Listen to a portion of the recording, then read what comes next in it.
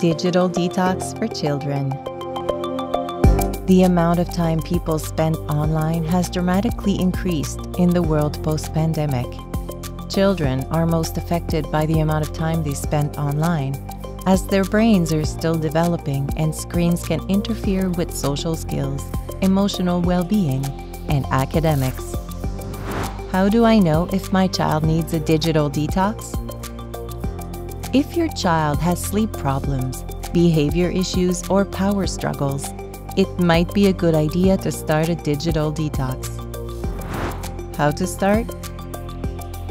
Offer devices only after homework and household chores are done, and make it clear screens are only to be used between certain times of day.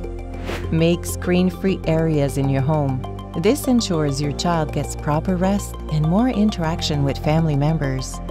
Make one day a week completely digital-free.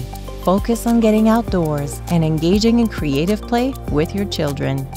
Kids learn by example, and if they see you engaging with a digital detox, they will be hugely encouraged by that. What if I fail? The first time you try a digital detox as a family, there are bound to be teething problems. Just learn from those and try again in a few weeks' time.